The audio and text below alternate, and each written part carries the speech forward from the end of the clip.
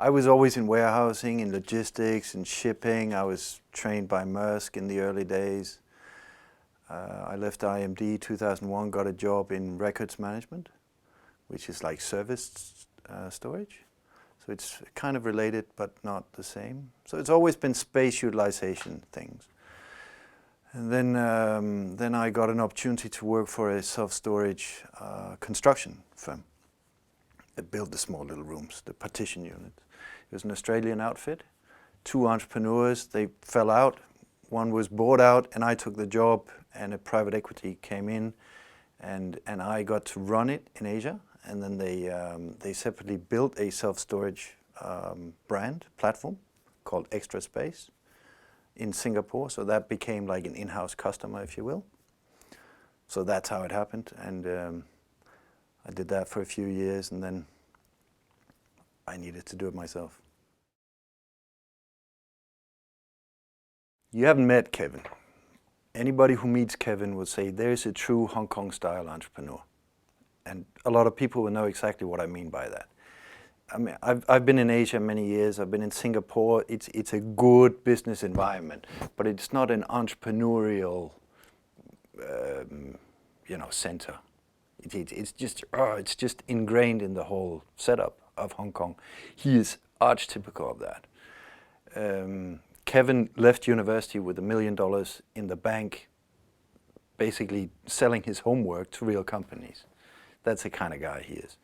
So he got introduced to self-storage by his dad and his uncle. They have a workshop in Guangzhou, which is like an ironmongery, knock some pieces of metal together kind of thing. There was an American self-storage business that got in touch with them and said, we need some swing doors for a self-storage business in America. Can you help build those? They sent some drawings, they looked at it and go, yeah, we can do that, good. Produce them, put it in a container, send it off to America. Then Kevin gets wind of that. He's fresh out of university, this is 2002. He says, that could work in Hong Kong probably. So they produce a makeshift storage unit, drive into a square in Hong Kong, Causeway Bay, put it down, ask people walking past, if we build this in your neighborhood, what do you think? Would you use that? How much would you pay? And there was great feedback to that. So he takes his $1 million that he's just made and goes out and buys property in Hong Kong. Now Hong Kong is a vertical market. Everything is compressed, everything is tall. So a warehouse in Hong Kong is typically a 25-story building that is strata title. So you buy 1 floor at a time.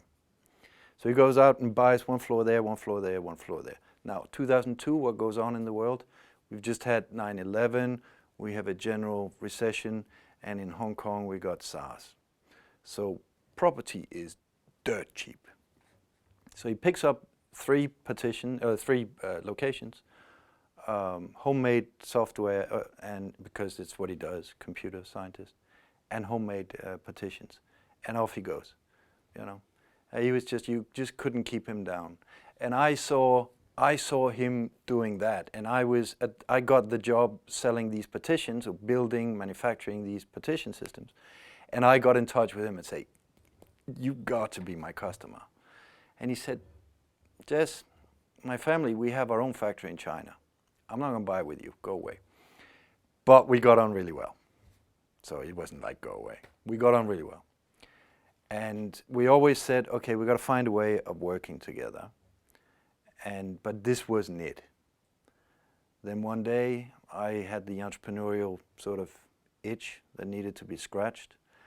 I saw an opportunity in the market. And I thought, okay, I had many customers, and I was telling them, why don't you do it this way? Why don't you do it that way? And they didn't want to do it. So, as happens for many entrepreneurs, well, to hell with it. I've got to do it myself then. And that's how it happened.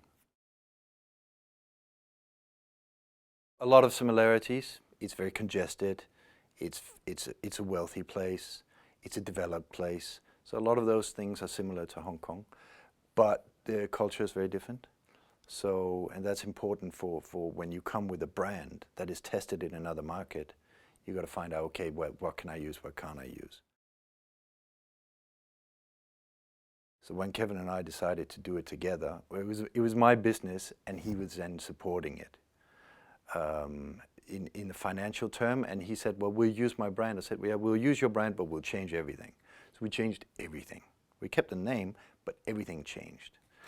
So the core of that is, how is Hong Kong different? You go to Hong Kong, marketing-wise, is very much it's a street corner shouting approach, right? You put a box down and you yell at people, say, and then you got the Cantonese language, which is very shouty Chinese, versus Mandarin, which is much softer. It's a bit like French and English, to be honest. But it's quite different that way, right? So if you try and take that and put that to Singapore, never going to work. So we changed everything about that. But the back end was to a large extent the same. So the partitions were the same, different room sizes. The system was the same, but we had to change it into English. We changed a lot with that. So there are many similarities, but I think I'm not the only one who's done business in Hong Kong and Singapore and who will find out that, hang on, many similarities and many differences too. He became a partner, so he put money into it too. And he said, "But I don't want to invest into I don't want to finance your business. You got to put money into it too." And I said, "Of course, it's my business. What am I going to do, right?" But to be honest, for me, it was a matter of, once you decide you want to go down the entrepreneurial route, you got to say, okay, how am I going to do this? Who can help me here? Because it is lonely. And very early that became apparent to me. And I thought, well, I've supplied to this industry for a while now, and I know everybody, I know what they do, I know the bloody room sizes, I know all the software, I know the marketing approach, and I know many of the customers, but I still never ran it, right? You can be a good football player, but that doesn't mean make you a good coach, right? You got to learn how to do that side of things. So I went to him and said, let's partner up. I want your help, my business, your help. And that became the relationship. So his brand, which became my brand, so now it's our brand. And then we have this unique relationship where we're obviously massively different people. We look different, we think different. We've had different history, but we're a true case of 1 + 1 is more than 2. And we're still partners. So we're doing the next venture now after Storefriendly, because we just can't help ourselves. We have to do it together again. Entrepreneurship doesn't just mean, being alone. Entrepreneurship means to me, you build a business and you make use of the right opportunity and get the right sort of armory, the right weaponry in place. And a partner in that case is very often a good thing to do. It certainly has been for me. Kevin had done franchising in Hong Kong, and I had never done anything with franchise. I had no concept of how that would work, and I wasn't initially attracted to it.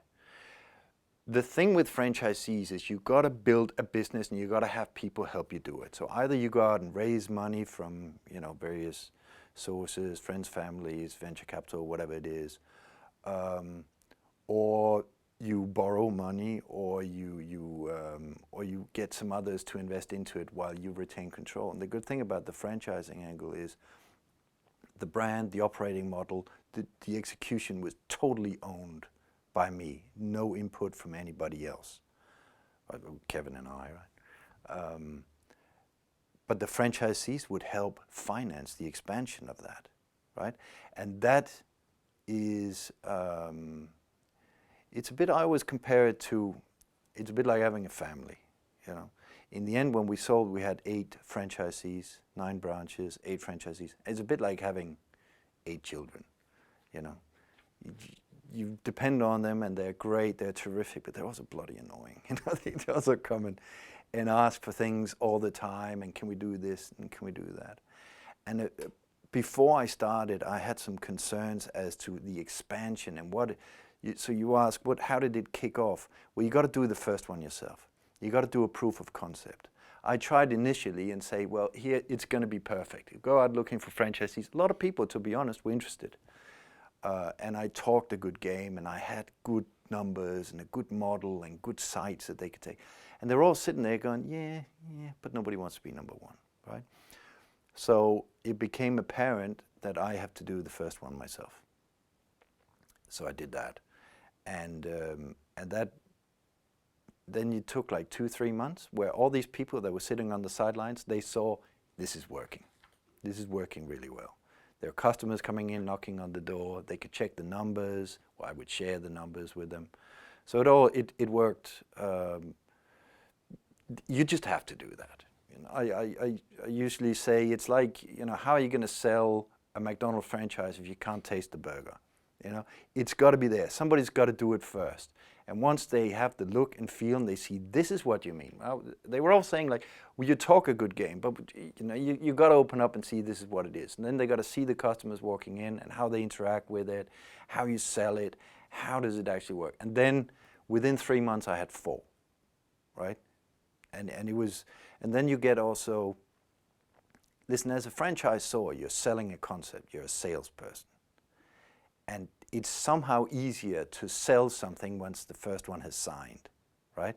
Once you can actually look somebody in the mirror or in the face and say, well, you're not the first anymore. You know, it just becomes a lot easier after that. Professionals. They were doctors, lawyers, bankers, accountants, a couple of entrepreneurs. Some people had a building. There's some regulatory issues in Singapore where you needed to occupy a certain percentage of space until you can only rent out 30%. The rest you need to occupy. Say your business doesn't do so well, so you got empty space, you got nothing to use it for. Then I would go to them and say, I'll use the space, but you are the user, but you use it with my brand, my concept. And that worked very well. So the regulatory environment sort of played into my hands. But I knew that. I could see it coming, so I thought, hang on, boom, this works very well. So I had 2 of those. That became an issue then in selling the business, because when we sold, it was as a self-operated business. So I had to buy out all the franchisees. But one of those had fallen out and had moved over to somewhere else, so it wasn't an issue anymore. And the other one, we had to sell as a franchisee because they couldn't sell. Because if they sold, they were contravening the rules for their own building. First, I would explain the concept and the setup. So I would find the location first of all and say, this is what we're looking for. So look at my own, look at that one, look at that. We're going to find something like that. And they go, how do we do that? I go, we don't, I do. And I show you. Then I would find it. So I had agents who were out scouting for me, and they all knew what I was looking for after a while. So every time they found something, then it became a sort of a matching session, right? Do I have the franchisee and the real estate at the same time, right? Sometimes you have, but not this one, and the other way around. Real estate is the most important thing. Once you have that, then it became, so you need staff, you need the fit out, the setup, all of that I would supply. So it came from our factory up in China. And then I had a contractor who knew exactly what I needed in terms of access control, in terms of lights, floor works, everything. So it was like a slick sort of rollout. 3 months, we're up and running, right? So we can go find the property, sign a tenancy, sign a lease, 3 months rent-free, and on the first day it's open, it's ready. By the time you need to pay rent, the business is ready. And then you get into the issues of cash flow, and that's where self-storage is a unique business, because self-storage is high margins and great cash flow because everything is prepaid, right? So those are 2 things that don't often come together, and that's why self-storage is so unique. So the model was, we go out and say, we take 8,000 square feet, 800 square meters approximately, right? In Singapore, you pay $1.50 in rent, so you pay $12,000 in rent. The income that we would get is approximately grow the business 1 unit a day. So the measure I always use, you sell 1 unit a day. But then they would pay for 6 months. So for 1 unit, you get 6 months cash. You rent 30 a month, that's that's actually 6 months cash, operating cash you have sitting in just 1 month, right? So you're break even already in month 1. You're actually profitable in cash terms already from month 1. And that is important because it's an investment proposal for individuals. It's less a business. Okay, so you go out and sell it. If you go out and sell an investment proposal to people and say, yeah, but next month you've got to finance a little bit extra, you know, the working capital thing, they go, hang on, I'm not interested anymore. So if you can give them a model whereby the cash is, it's done, you know, you invest on average about 300,000 Singapore dollars for one branch, and they would get 25,000 in every month. Their cost would be about 16, 18. So they get positive cash flow of about 7,000 every month. And then by the time after 6 months of the first customers that cash had run out, right? Because now, well, then you're still renting out. You're still renting out new rooms. And now the first one's coming on, and then you do those monthly. So it becomes this big cash mountain that's just rolling in front, right? By the time you have occupancy of about 90%, which was fairly easy because remember we did small branches. 90% you're operating at 50% margin, 6 months paid in advance. Where do you find such a business, all right? So they loved that. They loved that. The model was, you have 1 employee. Say, Benoit, it's your branch, you have 1 staff. On your payroll, you pay the electricity, you pay for all that stuff. You have 1 staff. If that staff is sick or is on holiday or something, I have a floater. I give you a floater. But you pay for that. So I would always say you have 1.2 staff, right? So they have 1 fixed staff, and then I would have a floater. And it could be my accountant, my finance guy. He could sit and work anywhere, right? And he would also be a fairly good salesman. So he would just put himself in a branch, in that branch, and then tomorrow that branch, and blah, blah, blah. My operations manager, same.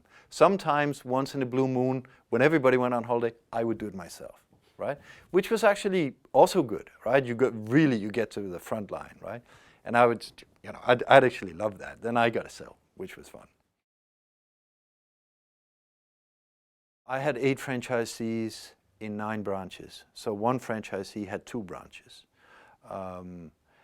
And the funny thing was that as you say, the balance of power starts to shift because they say, well, we're investing into your brand, so it becomes kind of my brand, or at least a proportional ownership of it. You go, you know, no, it doesn't. It's still my brand. But so you have a little bit of give and take. But listen, I appreciate the franchisees for what they do, for believing in my business, my concept. And you got to treat them nicely. But you got to retain control of it. So the franchisor needs to grow in front of the franchisees. And that was a bit of a learning to me because I thought maybe they're going to see why you're competing with my business. Here's my branch, Jes is opening his over there. You know, is he going to send all the customers over there? So you've got to be very upfront and very fair to that. And I thought they would take that as a competition, but actually they say, well, if you're willing to invest into it, that's great to see. So then I am too. So you have to kind of spearhead the whole expansion of the brand. That was an interesting learning, I thought. Effectively, it's a little bit like 7-Eleven against Carrefour, or a big supermarket, Tesco's, whatever, right? That you can only put so many Carrefours in a certain market, but you can put a hell of a lot of 7-Elevens, like a lot. And my model was always, I was afraid to go out and take real estate, like big place. Real estate in Asia is expensive plus, right? And I never wanted to do that. I wanted to get the customer, get the cash in and control the business, the operations. And then when I have that, I can make the franchisee an offer, buy them out, and now move them into a piece of real estate. And that's kind of what I wanted to do. I didn't want to buy real estate and now I've got to fill it because it's too difficult. So I thought I got to come up with a model whereby I can expand my business without risk and without cash. So the risk was low because it sat with the franchisee and the cash came from the franchisees. Boom, right? then my margin, of course, was less, because if you own the branch yourself, your margin is 50%. If as a franchisor, you get the 15% royalty plus the franchise fees up front. But you know, you go from 15% to or from 50% to only 15%. But the advantage is you don't need to finance the expansion, and you can roll it out really quickly. Now, what we did was our branches were small. So about 200 customers, 300 customers max per branch. We had 2,000 customers plus when we sold. And the biggest operator at that stage had about 6,000. But they'd taken 10 years. So in 2.5 years, we took 2,000. So we did well in terms of market appeal, because convenience is such a massive thing in self-storage. So we just did a unique product in your neighborhood, across the street from where you live. And then we gambled on aircon and small rooms and faster service and higher prices. And we said, it's just so good that you're going to use it anyway. And they did. This was an interesting story, because it did become, like when I set up, when I decided I wanted to do it, the others in the market didn't want to listen to that kind of concept. So I had pitched it to them before. They didn't want to listen. They didn't want my partition systems that way and my ideas, business ideas. They were like, just give us our steel and we'll do the rest. So I did it myself, and I caught them unawares. So when we opened up and we quickly got new franchisees and opened up many branches, it was, you know, it was great. The first year was intoxicating, to be honest. It was a bit stressful even, because it was too fast, but it was such a wave, it was such a rush. And then they kind of woke up, right? Which unfortunately it happens, right? But so after 2.5 years, it did become a little bit more difficult. But we had our own, we'd done well. We had our presence, we had a strong brand. I'd spent a hell of a lot of marketing money, which you have as a franchisor.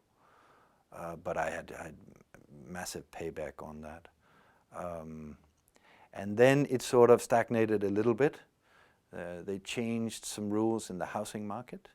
So we're now talking late 13, 2014, they were tightening up on the housing market, which means people started moving less. And that had an impact on self-storage. Not so much my product, because my product was to pitch as an extension to your home.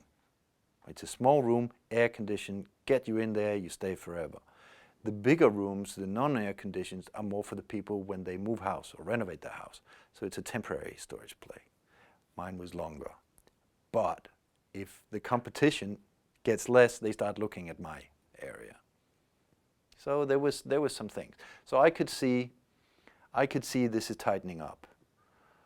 And then frankly, they made the offer so sweet that in the end I couldn't say no. What happened was that they came to me and said, we want to buy your business. And I said, that's nice, but it's not for sale. And then they came back a month later. So this was, her name is Helen Ung, who is the CEO of SingPost self-storage business. And I knew her because we were both on the board in the Asian Self-Storage Association. We were both founding members. So we were competitors, but we knew each other very well. Anyway, she said, I've been tasked with growing the business. I want to buy your business. So I said, yeah, that's great, but it's not for sale. And then she came and said, well, really, I really want to buy it, you know.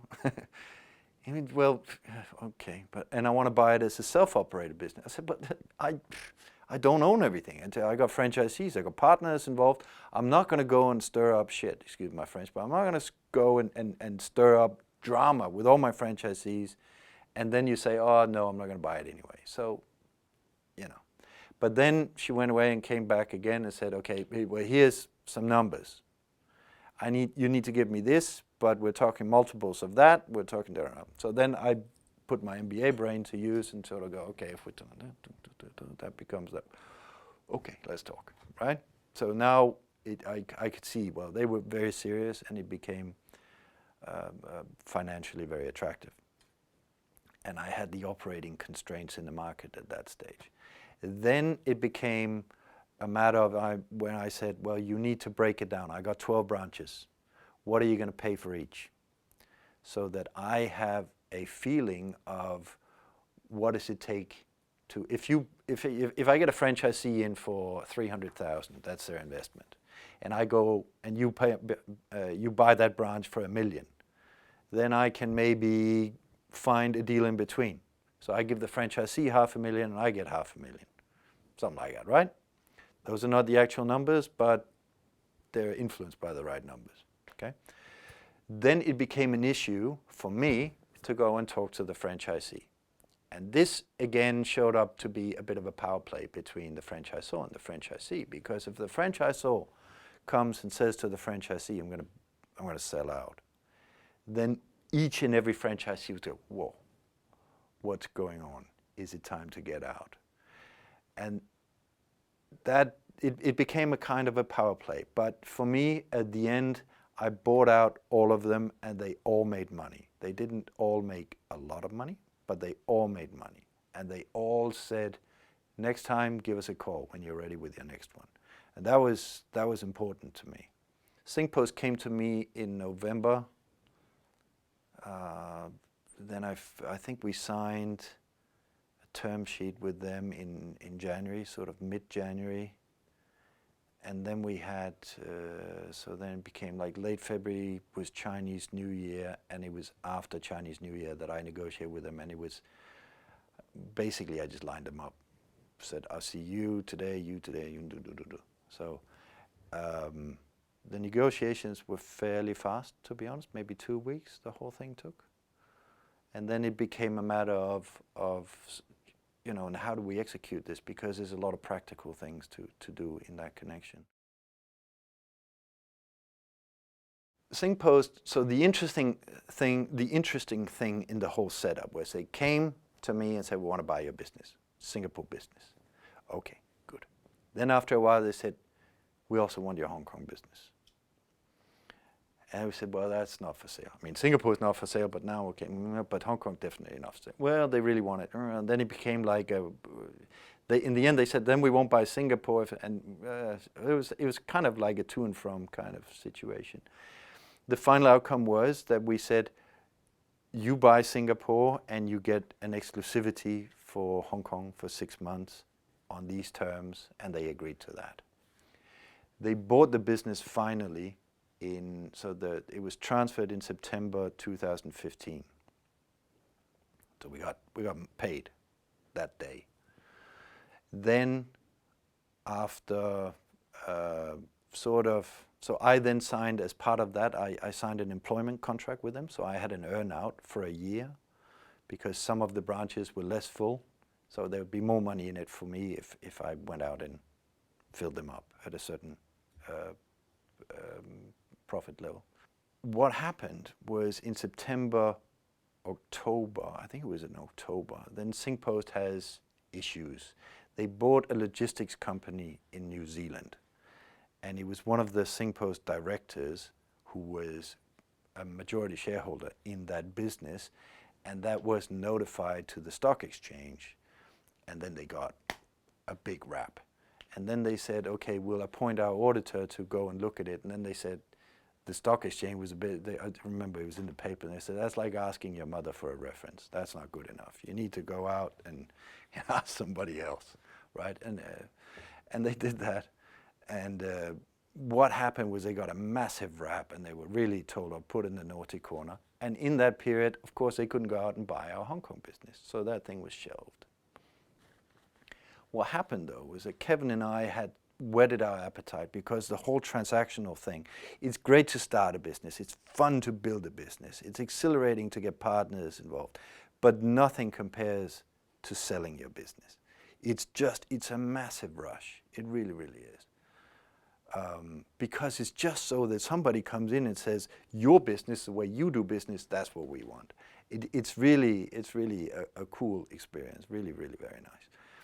So we thought, what do we do here? How do we get involved in this? Now, I have a small shareholding in the Hong Kong business, but it's basically Kevin's business still. But we sort of like, okay, how do we how do we continue on with this thing?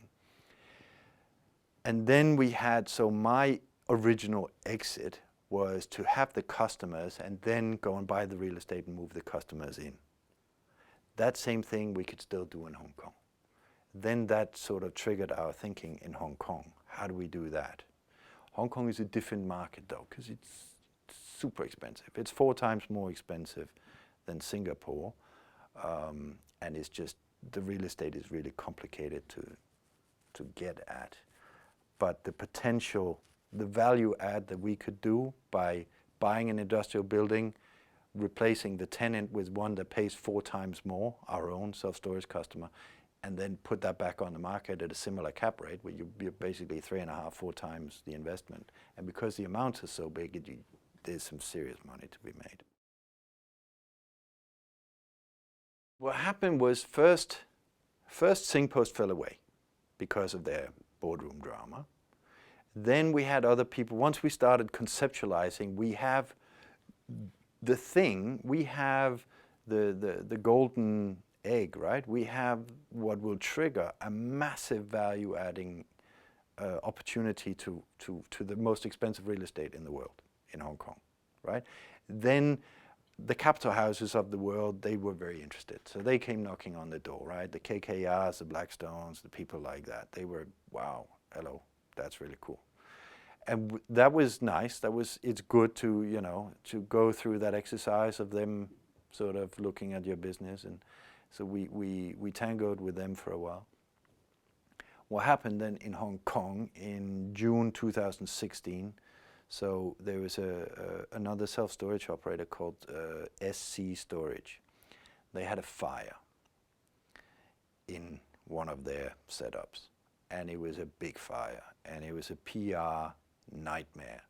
So what happened was, I think it was 108 hours, if I remember correctly, of fire. Every night on TV, picture of a building on fire. Every bloody night. PR disaster for the whole industry. 2 firefighters died. And it just highlighted a complete and total and utter lack of regulation and control in Hong Kong. Well, who would have guessed, right? Not so surprising, but there you go. And it became hard on the industry, right? So those 2 guys, the owners of that business, they've struggled massively. And they've really been through the ringer. But the industry as a whole has also had to adapt massively. The investors who were looking at the business, they just ran for cover for a while. Hang on, we need to see where this ends up, but in the meantime, we're not interested. So, yeah, basically, that whole thing needed to settle down, right? New regulations have come into play. They're not all finalized. At that time, there were 500 self-storage branches in Hong Kong, various operators, and today that's 380. So there's been quite a few that have closed down, that have been forced to close down. Meanwhile, prices have gone up by about 1/3. So the ones that remain, it's an even more profitable business. So the consumer has lost out in this game. But we're still there. We have other people we're engaging now. And we want to relaunch the whole thing. So what happened? You say, let's go back to what happened in Singapore with Singpost. So Singpost bought the business in September 2015. Then they couldn't buy the business in Hong Kong. And then they came to me and said, okay, now we got 2 brands in Singapore, Storefriendly and Lock & Store. We were going to take and make everything Storefriendly because then we'd be the biggest in all of Asia and just have 1 brand. But because we can't take Hong Kong, what are we going to do? So then they said, actually, we don't want the brand anymore. And then I said, okay, that's great. So give me back the brand and pay me the royalties, the license fees that you needed to pay. So they had a license fee that they still needed to pay in the meantime while they could take over the whole brand. Since they didn't do that, the license fee just kept running. Now they didn't want to use it, it's okay. So actually I got the brand back and they paid me to take it back. So that was quite an interesting day that was. So what happened is that now Storefriendly is 100% controlled by Kevin and I. We signed a non-compete for 2 years. That has expired now. And we're now restarting the venture. So we have a new fund management business that we're starting to secure capital, which will be the asset manager of properties in Singapore and in Hong Kong. So that's called Amicus. So it's a kind of continuation of the friendly theme. So Amicus is the propco, if you will. Storefriendly is the opco. So we're restarting the whole thing again. We've now secured our first building in Singapore, and we're talking to investors on participating in the whole thing. And so this time we're going to go in big. So now we've learned from the first time. We know how to do it. Now we still have many customers in Hong Kong, and we have an appetite to redo it in Singapore. So we're going to go in and do it again, but now we go in as Storefriendly 2.0. So now we optimize. Now we go in and do everything in a tech-heavy way. So this will be a new form of self-storage, much more automated execution, tech-heavy, environmentally friendly, tech-heavy sort of approach. And then with a massive marketing budget behind us. And we have some investors who are supporting us in that while we still retain control of the whole venture. So quite excited about that, to be honest.